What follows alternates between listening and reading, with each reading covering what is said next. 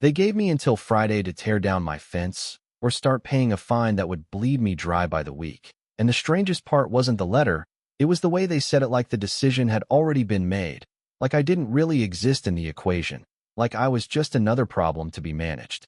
And if that had been the whole story, I probably would have just taken the thing down, swallowed the cost, cursed under my breath, moved on like most people do when they realize fighting the system costs more than losing to it. But that's not what happened, because 3 days later, I saw a survey crew standing at the entrance of the neighborhood, not measuring my fence, measuring theirs. And that's when something in my gut told me this wasn't going to end the way they thought it would. So let me back up a little. I moved into Brook Hollow Estates at the start of spring, one of those quiet, HOA-run neighborhoods just outside a mid-sized town where everything looks neat from the outside, trimmed hedges, identical mailboxes, rules posted like commandments. You know the type. Not terrible, just controlled. I wasn't looking for drama, honestly. I'd spent the better part of a decade working long hours, saving what I could, finally got myself into a place where I could afford a small home with a yard, nothing fancy. But it was mine, and that mattered more than anything. The backyard was the selling point, wide enough for a dog I didn't have yet, a garden I told myself I'd start, and just enough privacy that I could sit out there in the evenings without feeling like I was living inside someone else's window. Only problem was there was no fence. Now, in most places, that's not a big deal. You just put one up. But in an HOA neighborhood, everything becomes a process. Forms, approvals, measurements, colors even. Still, I did it right. Every step. I pulled the property line from the county records, checked it against the deed, even double-checked the markers that were still visible from the original lot survey. I wasn't guessing, I wasn't eyeballing. I knew exactly where that boundary sat. 6 cedar panels, clean, simple, nothing flashy. Cost me about $20 to $100 out of pocket, plus a couple long weekends putting it up myself. By the time I finished, it looked like it had always been there, like it belonged. And for about 3 weeks, everything was quiet. Then the letter showed up. Plain envelope, HOA stamp in the corner, the kind of thing you almost don't open right away because you already know it's not going to be good. Violation notice. I remember reading it once, then again, then a third time, slower, like maybe the words would rearrange themselves into something that made sense if I gave them enough chances. According to them, my fence wasn't on my property. It was encroaching onto HOA-owned common land. And not only that, I had until Friday to remove it or face a daily fine of $150. $150 per day. I actually laughed at first, not because it was funny, but because it felt absurd, like being told you owe rent on your own living room. So I did what anyone would do. I gathered my paperwork. Permit approval, stamped and signed. County assessor's map. Copy of my deed. Even photos from when I installed the posts, showing exactly where everything lined up. I wasn't going in there to argue. I was going in there to clear up what had to be a mistake. The HOA meeting was held in this small clubhouse near the entrance. Low ceiling, fluorescent lights, folding chairs arranged like a room that expected conflict more often than conversation. There were maybe 6 board members sitting up front, and right in the center was a guy named Victor Hale, mid-50s, pressed shirt, the kind of posture that said he was used to being listened to. He didn't look at me when I walked in, not at first, just kept flipping through a stack of papers like he already knew which one mattered and which ones didn't. When it was my turn, I stepped up, laid everything out in front of him, neat, organized, easy to follow. I think there's been a mix-up, I said, calm, respectful. The fence is within my property line. These are the documents. He slid the top sheet back toward me without even glancing down. You're in violation, he said flatly, like he was reading from memory, not making a judgment. I blinked, just for a second. I understand that's what the notice says, but if you look at the map, he cut me off. Our property manager has already filed the boundary assessment. I remember that exact phrase, boundary assessment, like it carried more weight than everything I had in front of him. So you're saying these don't matter? I asked, tapping the stack of documents. He leaned back slightly, finally looking at me. Not angry, not loud, just dismissive. They don't override what's on file with us. There was a pause after that.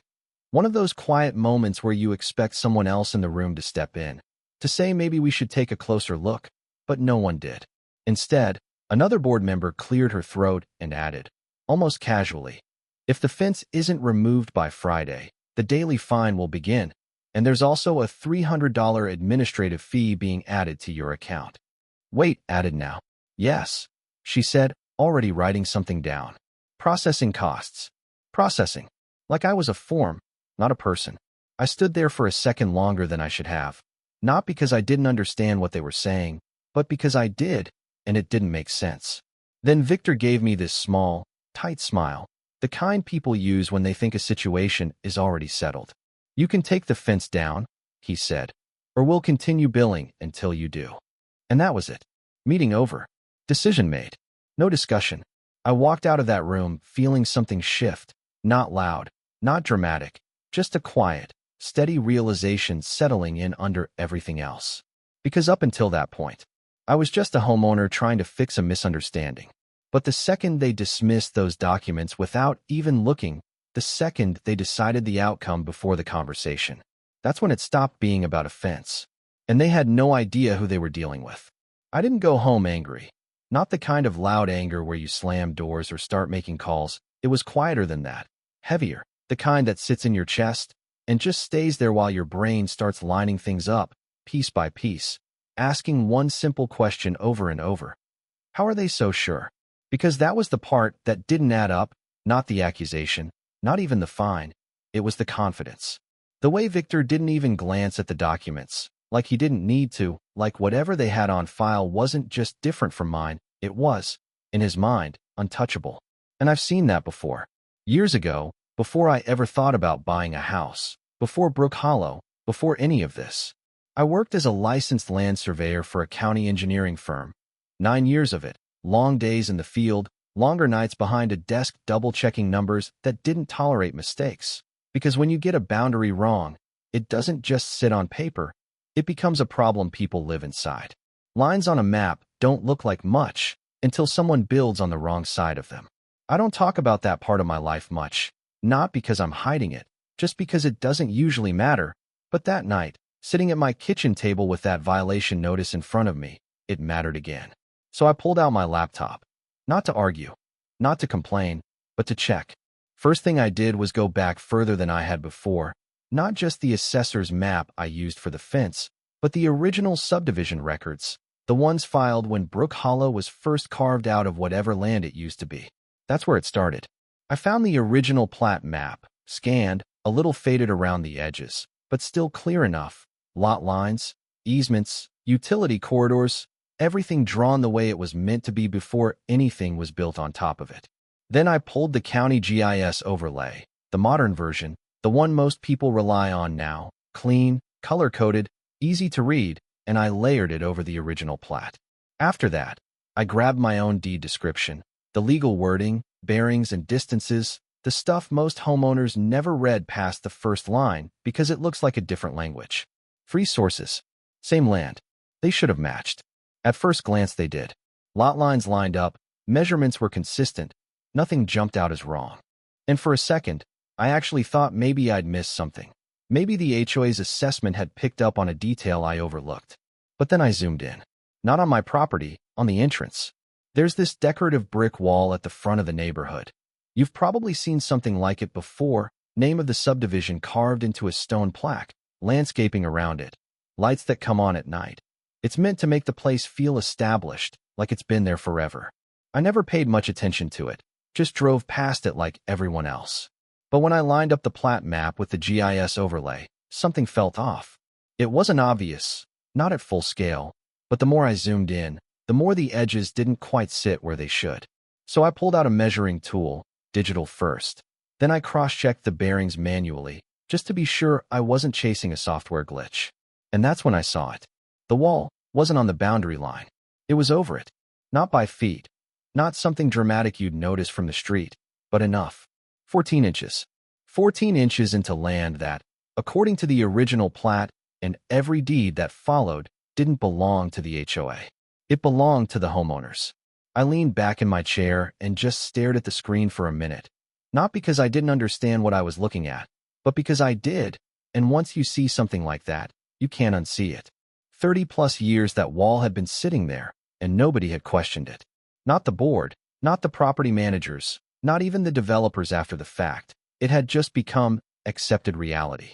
And now they were telling me my fence was the problem. I didn't rush into anything.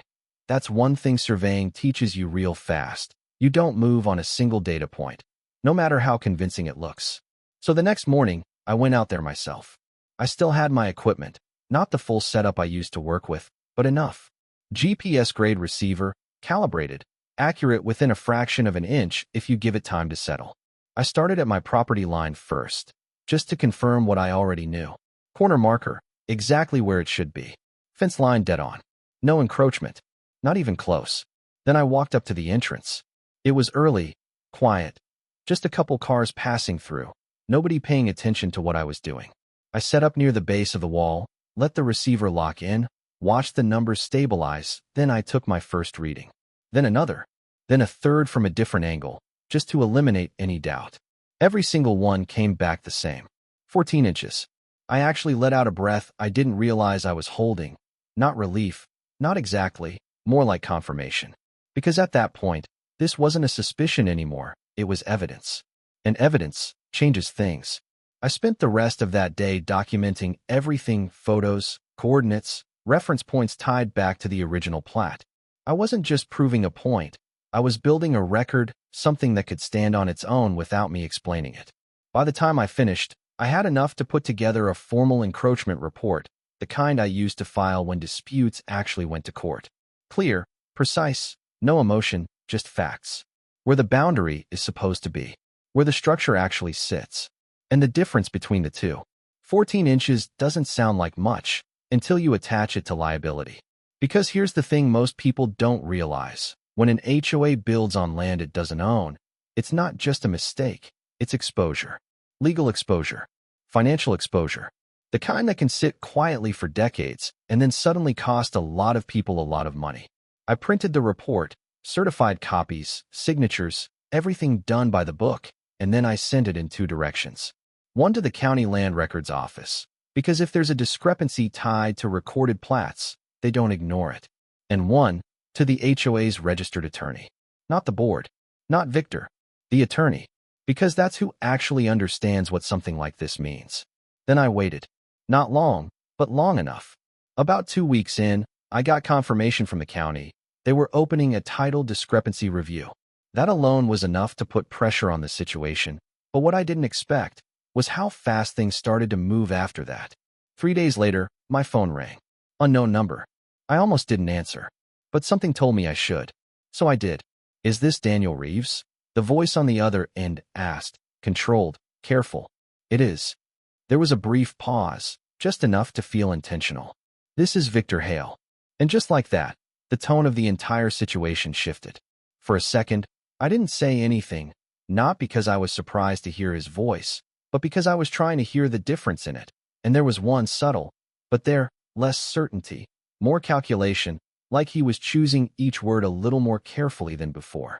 Daniel, he said, clearing his throat slightly. We've had a chance to review some new information regarding your property. New information, that's how he put it. Not your report, not the discrepancy, definitely not. We were wrong. Just new information. I leaned back in my chair, letting the silence stretch for half a second longer than necessary. Yeah, I said calm. I figured you might. Another pause, shorter this time. The board is prepared to resolve the violation. He continued, voice steady but no longer dismissive. We're willing to remove the fine, refund the administrative fee, and update the record to reflect that your fence is compliant. There it was. Compliant. Same word they could have used 2 weeks earlier if they'd bothered to look at the documents sitting right in front of them. I glanced over at the copy of my report still sitting on the table, pages neat, precise, undeniable, and for a moment, I thought about how easily this could have gone differently. How most people would have taken the fence down by now just to stop the bleeding. And the wall? I asked. That's when the tone shifted again, not back to arrogance, not quite, but something tighter. That matter is under internal review, he said, carefully neutral. It's a separate issue. I couldn't help it. I smiled a little, not out of spite, just recognition. Separate issue. 14 inches sitting on land they didn't own, and somehow that was separate. Is it? I said, not raising my voice, just letting the question hang there. Another pause, longer this time. We're handling it, he replied finally. Of course they were. Because now they had to. I let out a slow breath, then leaned forward slightly, elbows on the table, not aggressive, not confrontational, just present. I'm glad to hear the violations being dropped, I said. But I want it documented, meeting minutes, written confirmation, everything. You'll have it, he said quickly, almost too quickly. And the refund? It will be processed. Timeline. A few business days. I nodded, even though he couldn't see me. All right, I said. Then we're good. Another small pause, like he expected me to say more. Maybe push further, maybe make it harder than it needed to be, but I didn't. Because the truth was, I didn't need to. The balance had already shifted. We ended the call there, short, clean, no unnecessary words. And for the first time since that letter showed up in my mailbox, everything was quiet again. But it wasn't the same kind of quiet. A few days later, I got the email, official letterhead, formal language, the kind that tries to sound like it's always been reasonable. Violation, rescinded. Fine, removed. Administrative fee, refunded. Fence, compliant. All of it documented in the meeting minutes, just like I asked. No apology, not directly, but that wasn't the point. Because if you read between the lines, the apology was there, buried under policy language and careful phrasing, exactly where people like that prefer to keep it. I printed the email anyway, not because I needed it anymore, but because I wanted a record, something physical, proof that the version of events they tried to push at the beginning wasn't the one that held up in the end. A week after that, I drove past the entrance again, same brick wall, same sign, same landscaping. Nothing had changed on the surface. But now when I looked at it, I didn't just see a neighborhood marker. I saw 14 inches. 14 inches of assumption, of nobody checking, of something being wrong for so long that it just became accepted truth. And I wondered how many decisions had been made off that same kind of confidence, how many letters sent, how many fines issued, based on information nobody ever bothered to question. My fence is still standing, by the way, exactly where it's always been, straight, level, right on the line it was supposed to be on from day one. Theirs, still under review, last I heard. The county's process hadn't wrapped yet, and depending on how it goes, that wall might not be as permanent as it looks. And that's the part that sticks with me the most, not the win, not the refund, not even the moment Victor called. It's how close this came to ending differently. Because if I didn't have that background, if I didn't know how to read those maps, how to verify those lines, I probably would have trusted their version of things. I would have taken the fence down, paid the fee, and never known that the real problem wasn't on my side of the boundary. And that's what gets me. Not the mistake. Mistakes happen, but the certainty. The way it was delivered, like there was no room for question, no space for discussion, just compliance. So now I'm curious. If you were in that position, would you have fought it? Or would you have taken the fence down and moved on? And more importantly, when something official tells you you're wrong, how often do you stop and ask? Based on what? Drop a comment. I actually want to know where people land on this. Because situations like this happen more than you'd think, just not everyone catches them in time.